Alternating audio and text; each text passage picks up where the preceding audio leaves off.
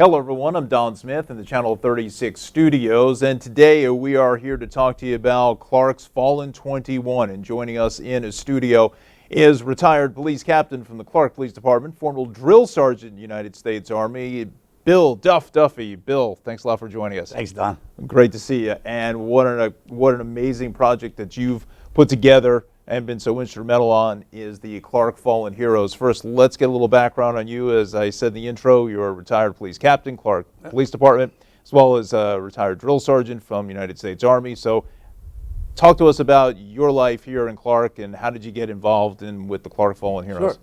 First of all, my motto is, I came home. They did not come home. This is a passion of mine. It's a labor of love. I grew up in Clark, was born in Jersey City in 1948. My father bought this $10,000 Cape Cod on the east side of town. And I've lived in Clark since 1950. And we moved out of Clark, my wife and I and the family, in 2012. I was United States Army 1968 to 71. I did a deployment to North Korea, South Korea, up on the DMZ in 69, 71. And since I was RA, in other words, I was regular Army, I wasn't drafted, I had to do 3 years in the Army.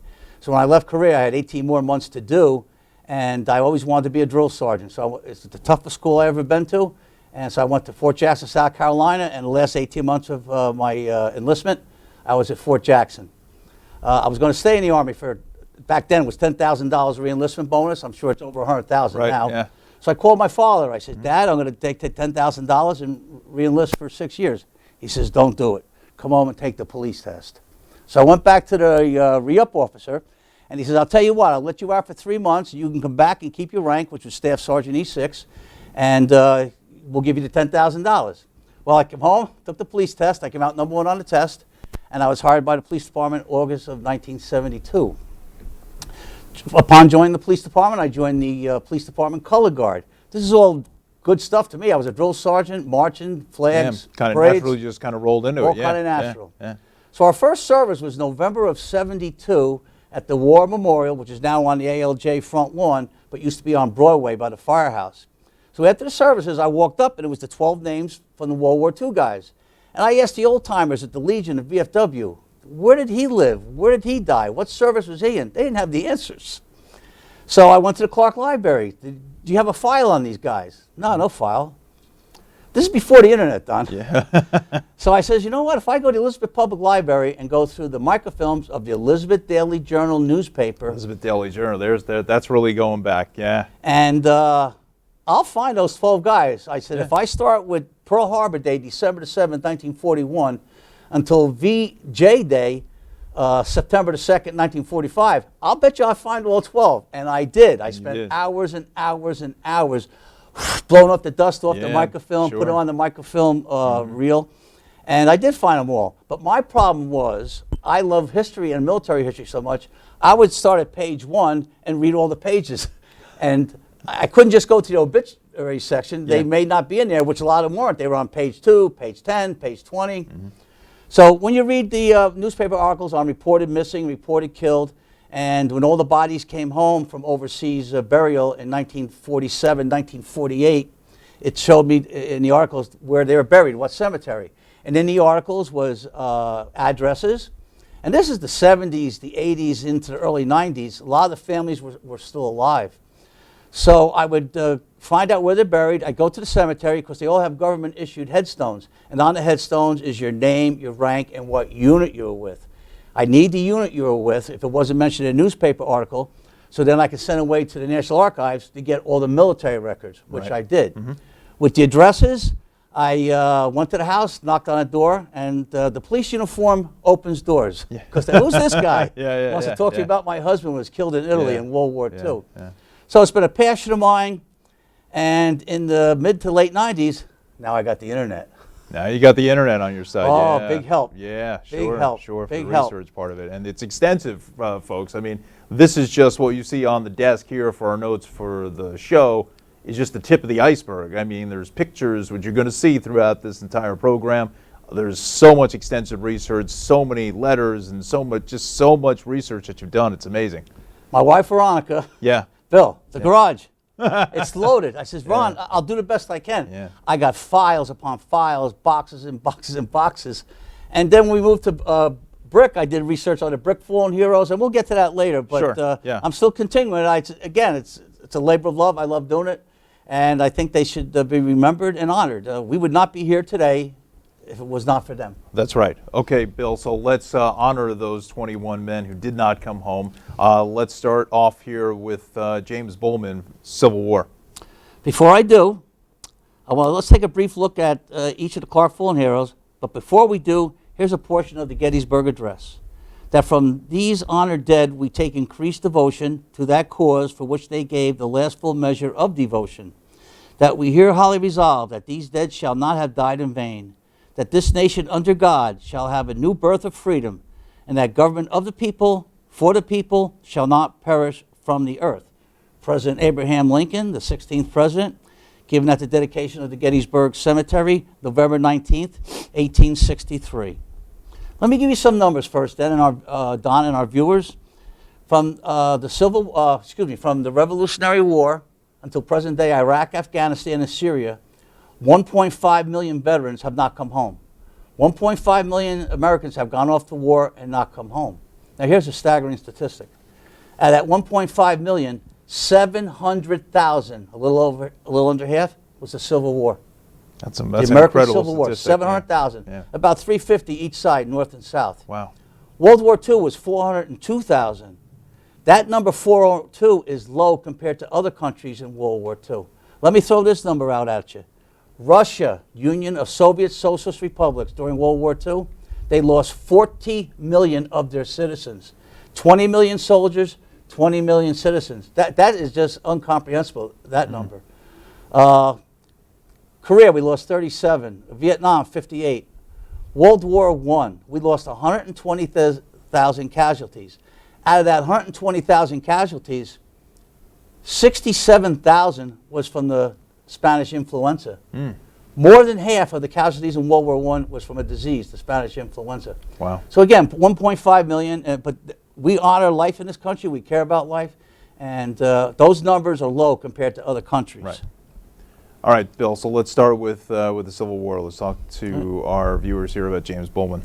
Bullman James, Corporal, Company C, 14th New Jersey Volunteer Regiment. James resided with his family on the Bullman Farm on Raritan Road, where the Bank of America and the supermarket is presently located. He was killed in action on 1 June 1864 at the Battle of Cold Harbor with 7,000 other Union forces during that battle. On that fateful day at 1700 hours, James was in the front line with the 14th as they attacked the strongly entrenched Confederate forces. A dreadful battle was fought, lasting long after dark, as the 14th suffered critically, losing 240 in killed and wounded, including Corporal James Bullman. After Cold Harbor, Commanding General Ulysses Grant said to his staff, "I regret this assault more than anyone I have ever ordered." This fallen hero was buried in the Bullman plot in South Plainfield. Wow. And I finally, after all these years, last June of 2022, I went to the Cold Harbor battlefield, and there's a monument where the 14th stood at 5:30 at night when they went to attack the Confederate line. And there's a marker there, and I made sure I walked all over that Entire area. thing, yeah. So maybe I walked on the same Wow, that's piece of ground amazing. that Bullman amazing. walked on. Absolutely amazing. And it just gave me a tingling feeling in my blood. Yeah. Now, Bill, I know there was a letter that was sent home. We're going to hear a passage in that. I have many of the letters from the fallen Yeah. heroes, their last letters home. Yeah. And we have from Bullman written in 1862. Camp Hooker, Monocacy, Maryland, November 9th, 1862. Brother George, it is Sunday morning and I've just come in from inspection. We have an inspection of arms and apparel every Sunday morning for the purpose of seeing that the men can keep them clean and in good order, and having the rest of the day until 4 o'clock for myself. I thought I would improve a part of the time writing a part of a letter for you. I did not intend to send it until I received that box, which I'm expecting every day. We are having winter for certain now in this part of the country. On the 7th, it commenced snowing about 9 o'clock in the morning and continued the snow without cessation until 7 o'clock at night, at which time the white stuff lay in 8 inches deep. Yesterday's sun made way with about half of it, but unless it gets warmer than it is now, I don't think much of it will disappear to stay. My health, I'm very happy to say, is very good, which is a great deal more than a good many in the regiment can say. For themselves and tell the truth, there are 3 men laying dead in the hospital now and several others pretty low. Besides these, about 1/3 of the regiment are laying in the tents, excused from duty on account of ill health, and just as fast as they get fit for duty, someone else takes their place on the sick list. So it goes. War news, if true, is encouraging. It is said that McClellan has succeeded in cutting off the rebel army from Richmond and Gordon's Mills. He has a very large force on the move under his command, and if he does not wipe them out in short times, we might as well give up. Then went out yesterday and tracked up a rabbit and caught it with nary guns. It was kind of natural, I tell you, for supper. I wish you could take a peep into our tent just about now and see how we spend our Sunday. Some are writing, some cleaning their muskets, others mending clothes, etc. At 3 o'clock in the afternoon, the chaplain gives me a sermon, and at 4:30 we have to turn out in dress parade to march for Sunday. Give my best respects to Hughes and tell him that I would like to have a barrel of Rhode Island green. One of the dead that Bowman speaks of was Benjamin Franklin Strong of Keyport. I own the prayer book that was given to him at Camp Greenberg in August of 1862. It is currently on display at the Ocean County Historical Society Civil War exhibit. World War I. Miller, John B., U.S. Army, former address, 2 Valley Road, Clark. His father, Adam, received a telegram on 9 December 1918 that his son, previously reported as missing in action since 16 October 1918, during the Allies' final winning offensive action, was now reported to have died 12 November 1918 following wounds received in action. This fallen hero was a member of 155th Infantry Brigade, 309th Infantry, 78th Infantry Division. On 16 October 1918, Miller was with his unit attacking German forces near the Meuse-Argonne offensive, which was part of the final Allied offensive of World War I that stretched along the entire Western Front. During this attack, John was severely wounded, and he would eventually die from those wounds on 12 November 1918, one day after the armistice was signed, ending the war. John B. Miller is on 3 different towns' war memorials. He's on Clark, Rolway, and Carteret. I doubt that he ever slept one day or stepped 1 foot into Clark Township. Well, then you ask, why is he a Clark fallen hero? In 1918, his family moved from Carteret to Clark to work at the felt mill on Valley Road. Yeah, sure. So that became his home address. That became his home address, right. And of all the fallen heroes, he's the only one, and I've researched over 100 fallen heroes. He's the only one where I cannot find out where he's buried. Really? Interesting. I have his individual deceased personnel file. Everyone who dies on duty in the Army, in the services, all the services, there's an individual deceased personnel file. I have his file. I have a funeral home director from Queens coming to the Hoboken docks to sign for his remains, and I would assume go back to Queens. I wrote a letter to every cemetery in Long Island, including Queens, to see where he was buried, because the paperwork did not indicate where he's buried. Yeah. And all the answers was no. So then by the 1920 federal census, the Miller family moved from Clark to Queens. So I got a hold of the New York Vital Statistics, the city, and got his father, Adam's death certificate, hoping that where he's buried, his son is buried. Called the cemetery, John was not buried there. Wow. I'm still looking. Still looking. Still looking. Okay, so World War II now, Bill. World War II. Bianco, Benny, Seaman First Class, U.S. Navy, killed in action 13 November 1942 at the Naval Battle of Guadalcanal while aboard the USS Monson. This fallen hero, who resided on Lincoln Boulevard prior to his entry into the Navy, fought in this particular battle along with a fellow Clark resident, John L. Ruddy, Jr., who was aboard the USS Juno. Bianco was killed at approximately 2 a.m. and is now considered Clark's first World War II casualty. Ruddy was killed at approximately 11 a.m. on the same day, is now considered Clark's second World War II casualty. Up until my research, Ruddy was considered Clark's first World War II casualty, And that is why the Clark VFW is named and dedicated to Ruddy, a honor rightly deserved. Sure. However, I was able to confirm the time of their deaths. I have a letter from Benny's sister to the commanding officer of the Monson. He survived the sinking. And in the letter, he filled in some blank spaces for the family. Benny was on gun number 2. They took a direct hit from a Japanese shell, and he went down with the ship. And the captain then said Benny is on eternal patrol. He's always on the Monson on eternal patrol. Goodness. Biscoe Charles, private, U.S. Army, died in the line of duty on 11 November 1943 while aboard a troop transport ship in the Pacific. On 21 August 1944, a new bridge was named in his honor in the vicinity of his unit's camp in the South Pacific. This fallen hero grew up in Hillside, but at the time of his entry into the Army, he resided on Raritan Road.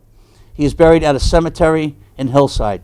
He lived with his mom's sister, his aunt, on Raritan Road, and when he went into the service, that was considered his address. But he's really a Hillside guy. Okay. But when he went to service, he's got a Clark address. He's got a Clark in address, Raritan yeah. Road. Absolutely. Klaus Paul J., Private First Class, U.S. Army, 77th Infantry Division, killed in action by machine gun fire 15 December 1944 on Leyte Island, the Philippines, while coming to the aid of a wounded soldier. Paul, who was 31 years old when killed on his birthday, was the victim of Japanese machine gun fire while saving the life of another soldier in a battle on the island of Leyte in the Philippines. The other soldier had been wounded in the leg and was rescued by Paul before he himself was killed. This fallen hero grew up in Elizabeth, but later moved with his parents to Colderman Road in Clark. He is buried at St. Gertrude Cemetery in Colonia. He was born on December the 15th, and he got killed on December the 15th. Wow. Wow, how ironic is that? Wow. Oh, my goodness. Graves Melvin, private, U.S. Army, killed in action 24 January 1945 while serving in France at the end of the Battle of the Bulge. This hero was under heavy mortar and artillery fire and was hit in the neck by a piece of shrapnel. His father, Herman Graves, was mayor of Clark, 1927 to 1932. On 24 December 1944, this fallen hero wrote a Christmas Eve letter to his son Robert, telling him that he would be home next Christmas and the family would all be happy together again. Prior to his entry into the Army, Melvin resided on Valley Road. This is a very sad one.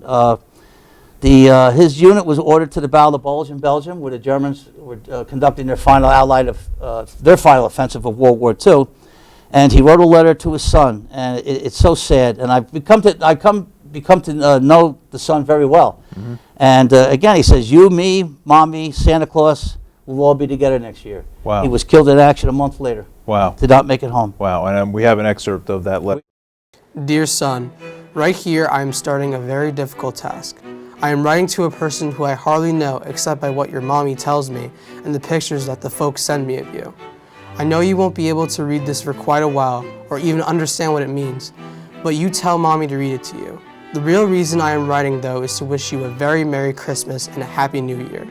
Maybe by this time next year I can be with you and your mommy and we can have a swell time together on Christmas Day when Santa comes. For this time I will say so long and be a good boy until I get back. God bless you and mommy, your loving dad. Green Russell W., private, U.S. Army, killed in action 26 April 1944 while serving in the Italian Theater of War on Anzio Beach, Italy. Russell was inducted into the U.S. Army on 29 June 1943 and was assigned to Company C, 135th Infantry of the 34th Infantry Division. On that fateful date at Anzio Beach, Italy, Russell's unit was attacking the German lines and came under intense mortar and artillery fire.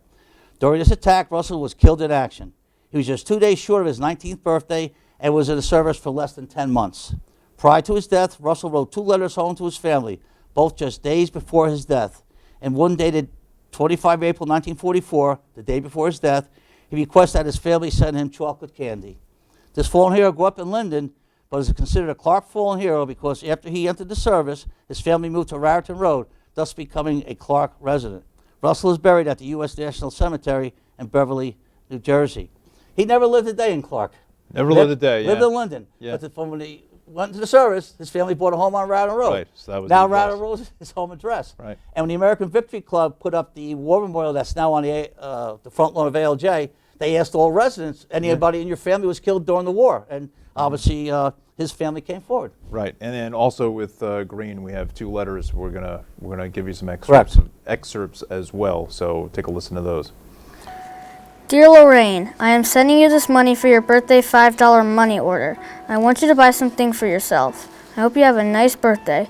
I am feeling fine and hope you are all the same. I just got a shower. Boy, did that feel good. I guess that is all. Good luck and God bless you all. Love your brother, Russ. Dear Mom, Dad, and Lorraine, just a few lines to let you know I'm feeling fine and hope you are the same. I got a letter today that you wrote Easter Sunday. I am back again and took another shower. I am back with a lot of fellows. We were playing baseball and having lots of fun for a day or so. How is everything home? The sun is shining brightly. I got sunburn on my neck. I would like to have a picture of the family, not a big one with Mom, Dad, and sister in. I hope Lorraine got the money I sent her. I sent it by airmail. Did you send a box of candy? I would like chocolate. I guess everything is running smooth. I got the Linden News today. It had a story about Mike's death. I guess that is all. God bless you all. Love, your son, Russ. Grossman Alvin, 2nd Lieutenant, U.S. Army Air Corps, died in the line of duty 14 June 1943 while conducting training exercises aboard a navigation training plane. The lieutenant had just earned his wings as an Army pilot 2 weeks prior to his death. This fallen hero was buried at the Shalom Cemetery in Hillside. Hillside resident, mother moved to Clark while he was in service or after the war, and he becomes a Clark fallen hero. Probably never slept a night in Clark, but at the time of his death, his home address was Clark. Right. Hutchison, Eugene F., torpedoman's mate, 3rd class, U.S. Navy, killed in action 7 November 1944 while serving aboard the USS Albacore. This submarine was 11 patrols off North Hokkaido Island, Japan. All hands were lost and is considered on eternal patrol. On 24 October 1944, Albacore left Pearl Harbor and arrived at Midway Island on 28 October to top off her fuel tanks. It was never heard from again.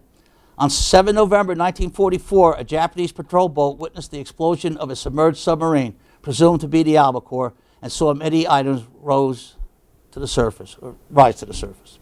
This fallen hero grew up in Florida, but married Clark resident Gertrude Amon, and they moved to her parents' address on Westfield Avenue. This is a sad one. He was a fill-in on the Albacore. Before its last patrol, he was at Midway Island, and there was submarines coming in to top off the fuel tanks, and some of the crews were short, and there was replacements there at Midway. He was put on Albacore. Wow. Mikowski Edward J., U.S. Army Air Corps, killed in action 3 March 1944 while serving as a bombardier aboard a B-24 Liberator. This hero was assigned to the 14th Air Force, 450th Bomb Group, 723rd Squadron. This fallen hero, who resided on Lake Avenue prior to his entry to the Army Air Corps, was taxiing with his other crew members down the runway for takeoff when the plane suddenly braked to avoid takeoff and came to a halt past the end of the runway. The plane exploded and burst into flames with a full supply of fuel and bombs. All 10 crew members, including Edward, was lost. Anne, his wife at the time, I went to interview her in Linden, and the address was in the obit, the Elizabeth Daily Journal. So again, go to the door with the uniform and the portable radio, it opens doors. So I said, Ann, I'm Bill Duffy from Clark. I'm doing research on the Clark Fallen Heroes, and I believe Edward was your husband. Yeah. What do you want? I said, I just want to talk to you about it. Come on in. You want coffee? He'll have a coffee. So we, I interview him, sit on the couch. And for whatever reason, the World War II families have a shoebox in their closet. You and always in that kinda see that, shoebox is the information from the government, the telegrams, the last letters home, the medals, everything about the fallen hero. And I says, Ann, where's your shoebox? What? I said, do you have a shoe? Yeah, I do have a shoebox. She goes in the closet and gets the shoebox, and I copied everything. Poduzniak, Joseph G., Tech 5, U.S. Army, killed in action 18 December 1944 while serving with the 99th Infantry Division at the Battle of the Bulge. This surprise attack began on 16 December 1944 at 5:30 a.m. as 300,000 German troops backed by artillery and hundreds of huge Panther, Mark IV, and new Tiger tanks, struck along an 85-mile front. On 18 December, the final day of Joseph's life, the Germans continued attacking and advancing. Elements of the 394th Infantry Regiment, Joe's unit, were attacked throughout the morning. On the third day of the battle, Joe was somewhere on the battlefield when he succumbed to inflicted wounds and gave the ultimate sacrifice for his country. This fallen hero, who resided on Westfield Avenue prior to his entry into the Army, was killed along with 30,000 other American forces during this battle. He's buried in St. Mary's Cemetery on Massillon Road in Clark. The Battle of the Bulge was the last German offensive. Hitler took all his stuff from the Russian front, brought it to Belgium, and they were hoping to break through the American and English lines and sue for peace. It did not happen. But it was the most expensive in casualties for us in World War II. And again, 30,000 Americans died during that battle. Unbelievable. And wow. Poduzniak was one of them. Ruddy John L. Jr., Seaman Second Class, killed in action 13 November 1942 at the Naval Battle of Guadalcanal while aboard the USS Juno, just as the same battle as Benny Bianco. On that fateful day, the Juno was struck by torpedoes fired from the Japanese submarine I-26 at 11 a.m. And one of the torpedoes entered Juno's ammunition magazines. When the smoke cleared, there was nothing to be seen of the Juno.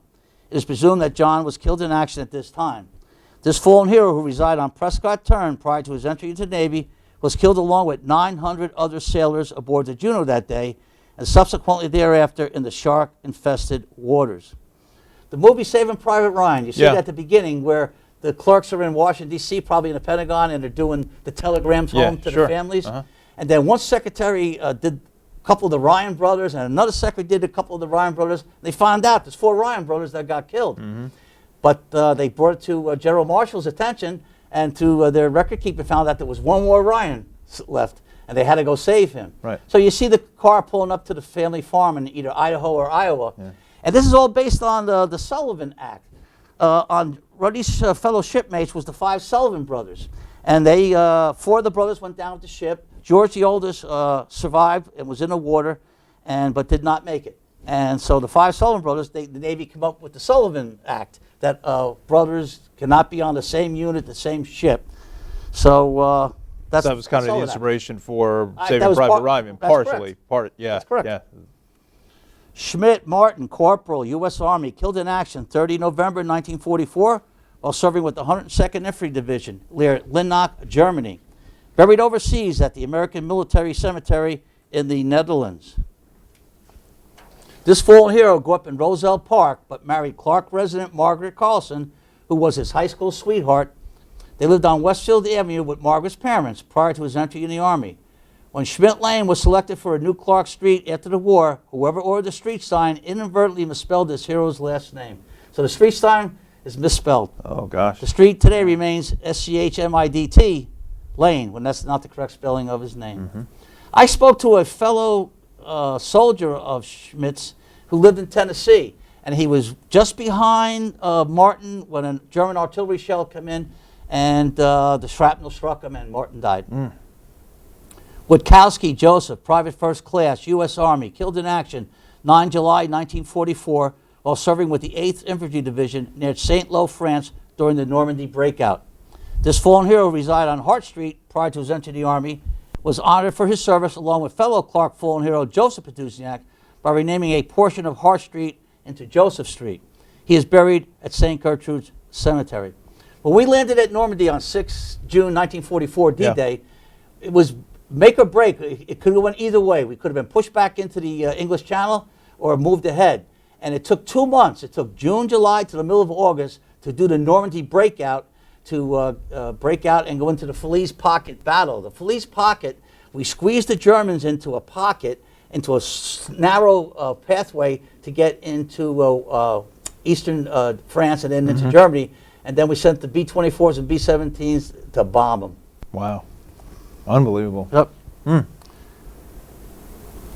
The Cold War. The Cold War, World War II ended with the Russians, VJ Day, May 8, 1945. The Cold War started May 9, 1945, and lasted up to the takedown of the Berlin Wall. We were constantly in a Cold War with the Russians, Korea, Hungary, Berlin Wall, Korea, and he died during the Cold War. So I felt he went off to war and he died for his country, so I included him on the Fallen Heroes list.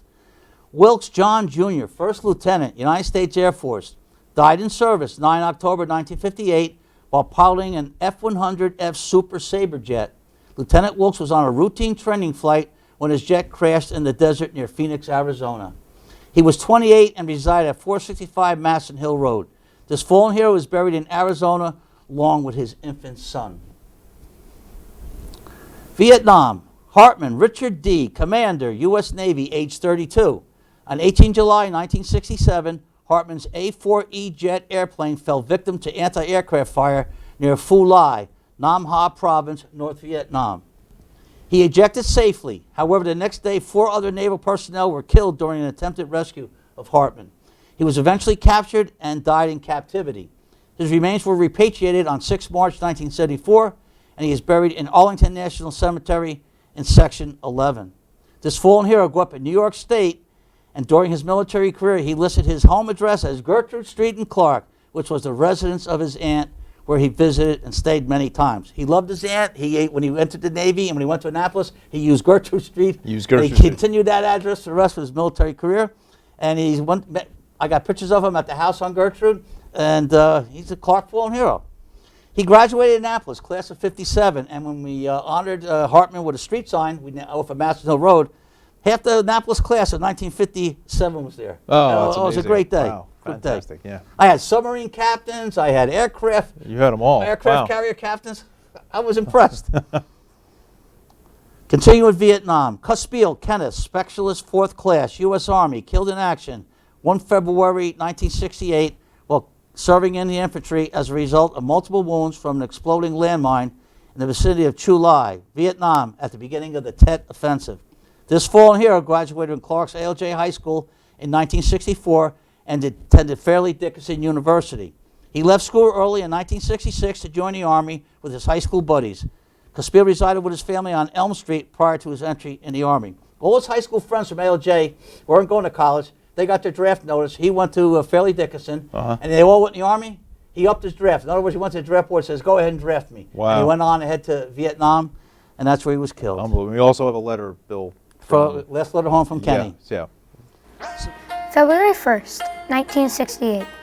Dear Dad, Mom, Babe, and Ed. Hi everyone. I hope you all are fine.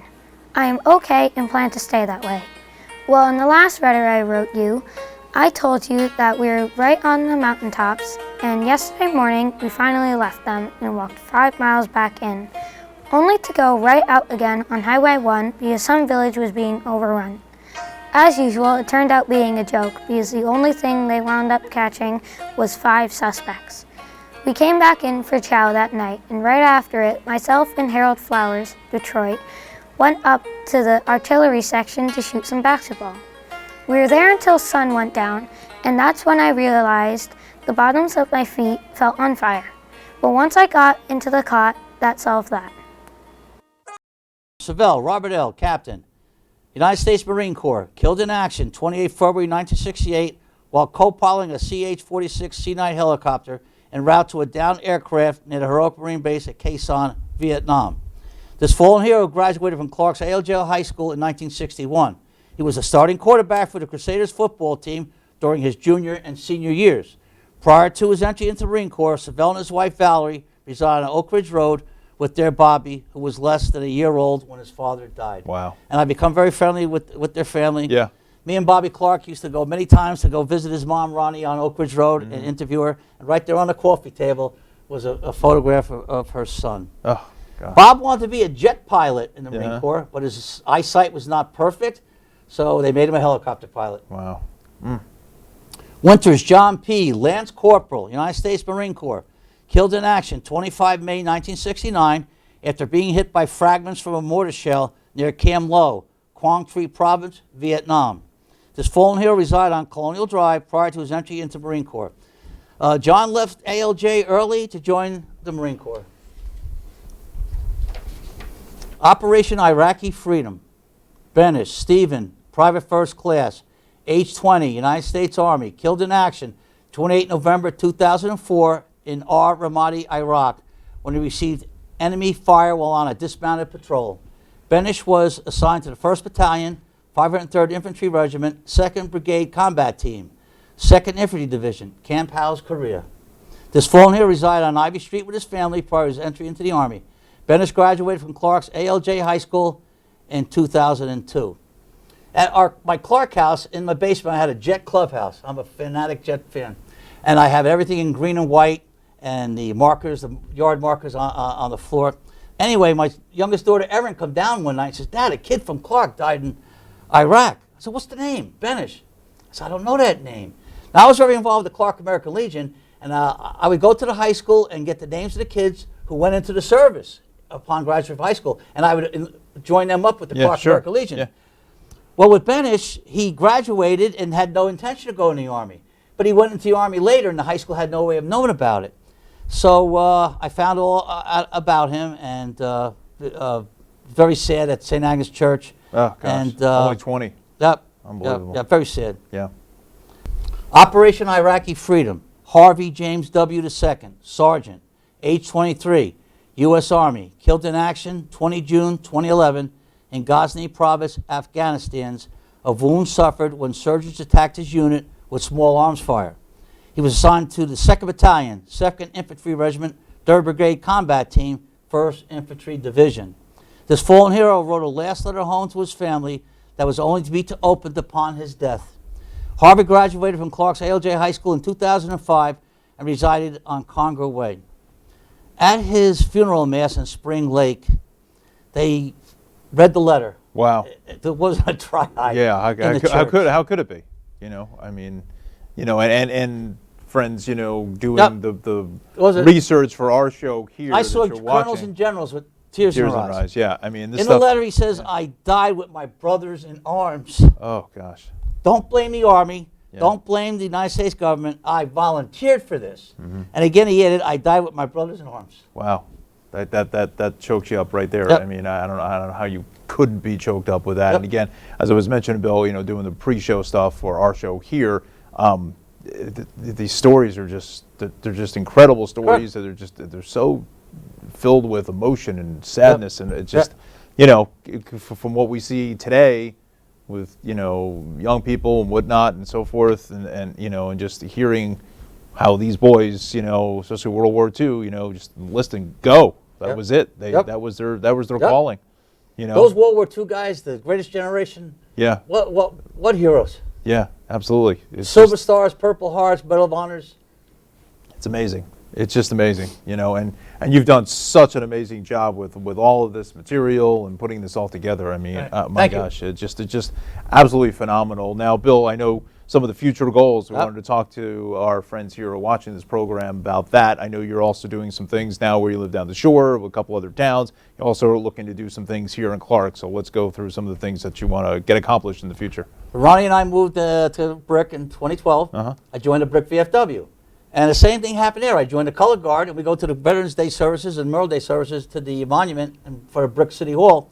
And I walked up to it. Where did he die? Where did he live? What branch of the service was he in? Nothing. Nothing at the library. Now I got the internet. Now you got the internet. I got Ancestry.com. I got Newspaper.com. Right. It's a lot easier. So we put a committee together in Brick, and Brick government is very friendly, very veteran friendly. Sure. So Mayor Ducey put a committee together, American Legion, VFW, and the Disabled American Veterans. We raised $20,000 in 6 weeks. Incredible. And we redid the War Memorial. We put brass plaques over the chiseled-in names. They needed some tender, loving care. Sure. And that was very great. And we had banners put up on Princeton Avenue by Windward Beach to their 21 fallen heroes. And this coming Memorial Day weekend, I'm involved with Bayhead, Point Pleasant Beach, and Point Pleasant Borough. I worked with their mayor and councils, and they had generic war memorials dedicated to the men and women of the beach, the borough, Bayhead, who served in our nation's wars, but their actual names weren't on brass plaques or chiseled into granite. I see. So we got brass plaques on big 2-ton boulders, and we're going to dedicate them in those 3 towns Memorial Day weekend. Unbelievable, Bill. Wow. And I've done all the research, but again, the internet. The internet. But I still, in You fact, still have to put it all together, a though. month You know, ago, yeah. I'm doing Seagirt right now. Uh-huh. A kid from Seagirt died in World War II, and he was a Elizabeth boy, and the summer residence was a Seagirt. And I went back to Elizabeth Public Library to go through the microfilm again and go to the Elizabeth Daily Journal to get information on him. I have 3 great future goals for the Clark Fallen Heroes. Okay. Right now at the front lawn of the ALJ High School is 3 gigantic boulders. These boulders rolled down from Canada 1,000,000 years ago and ended up at the Hyatt Roller Bearings plant. Yeah. They knocked the Hyatt Roller Bearing plant down. They put up a 9-hole golf course. I saw those 3 boulders there, and I approached General Motors, and they donated the boulders. I had a local construction company in Clark go get the boulders, bring them over to the high school with the approval of the Board of Education. And those boulders have been there since the late 90s. What I want to do is, right now we have the 1 World War II memorial with the 12 Clark Fallen Heroes. On the bottom is the Vietnam guys, the 4 of them. I was not in charge then. I had no say back then. I would have not put the Vietnam guys on the World War II memorial, but they did. So those 3 boulders, I like to put Bullman, whose name is not mentioned over there, Miller, and Benish and Harvey, and on those 3 boulders. And I'm going to take that up with the Clark American Legion. Perhaps we could do a fundraiser Sure, and get some yeah, money together right. for Memorial Day Yeah, 2024. I had an ordinance passed by the town council that all new streets in Clark shall and will be dedicated to the 21 Clark Fallen Heroes. Wonderful. About 7 or 8 were already done prior to 1995, but as of right now, we have 19 streets in Clark dedicated to the 21 Clark Fallen Heroes. I need 2 more streets. Uh-huh. And those are the gold stars that are on the Right. street signs. I need one for Edward Mikowski and Alvin Grossman. And Mayor Bonacorso has promised me that, Duff, you will get those 2 street signs. So, Sal, let's get it done. And is there anyone out there that can help me with a website? Donate your time. This is a freebie. Help me out. Instruct me how to operate the website, and I'll maintain it. But I'd like to have a website for the 21 Clark Fallen Heroes. I think that's very ambitious stuff that you got planned, Bill. And I mean, between the stuff here in Clark and all the stuff down the shore, I mean, I don't even know when you sleep. I just, you know, maybe it's the military training or whatever. You get 3-4 hours. Just That's said it. to me last week, Bill, this is your month. This is your month, yeah. The month of May is your month with Memorial Day. Well, Bill, it's been amazing talking to you here today, hearing about our 21 fallen here. Hopefully we don't add any more to the list. Let's pray that that doesn't happen. This Fallen Heroes here, I want to show the booklet here, okay?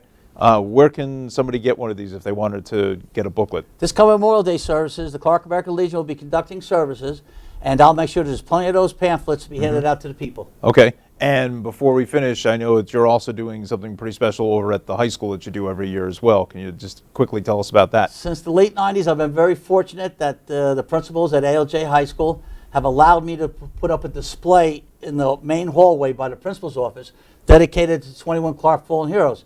I got last letters home, I got obituary notices, I got the telegram that came from the Pentagon, I got uniforms, I got Savelle's uniform, I got Benish's uniform, and the kids, I'll sit down on the end of the hallway and I will see the kids approach and read it. Yeah. And so next Monday the 15th, I'm putting that display up. It'll be up for 3 weeks.